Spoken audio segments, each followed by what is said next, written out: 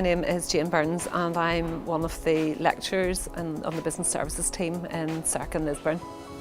Well, originally we met up with the senior managers, the general managers of the Andras group, and we met, it must be going back to about March time, and we discussed what their needs were. They had a lot of objectives, they had a lot of ideas for what they wanted the future to look like, and they wanted to invest in their staff, in their heads of departments and with their general managers, and they wanted to give them the skills and invest in them to help them develop, to move with the business. So we sort of looked at what they needed and what training they wanted to incorporate into the programme, and we worked together and we were able to tailor it specifically to what they actually needed their team to learn.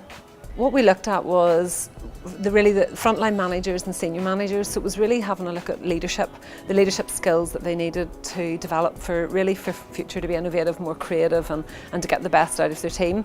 So we focused on leadership and management core competencies and focusing on the difference of being able to combine leadership with management. We looked at the different leadership styles, we looked at how to motivate the team and say how to get the best out of your team and how to develop your own team and how to incorporate really better structures, and we focused on business improvement techniques as well throughout, so it was sort of mapped into each session, was focusing every time on what actually could be improved based on the learning that we've done today. What could you then implement differently into the business?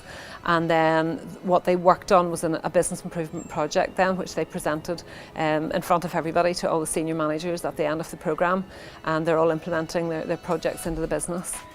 Well, certainly we've just finished this morning and everybody's very positive.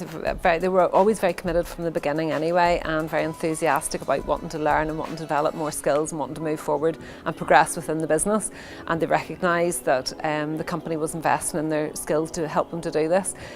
So yeah, very positive feedback. They've all identified really very much a self-awareness in themselves, which is the first step of any learning, really looking at yourself and self-reflecting. As a leader, what could I be doing better? How could I get the best out of my team? So I know they've done a lot of reflecting and a lot of identifying their own sort of strengths and weaknesses throughout the programme, and each day we finished off with a leadership development plan, and they identified how they would be wanting to implement really within their own skills, what else they would be doing to improve, continuous improvement, not just to finishing today, but continuous development throughout. I find in Northern Ireland it's actually quite surprising the amount of people who are in leadership roles and management roles, and having spoken to these kind of leaders, they would say they've sort of accidentally become a leader and accidentally fallen into management roles. So I would say a lot of it is identifying that actually people need the leadership skills and they need support with being the best leader that they can possibly be. And I think companies perhaps are missing that opportunity, and it does take a lot of time to invest in staff development, but it's absolutely worthwhile to get the benefit so that they can put back into the business.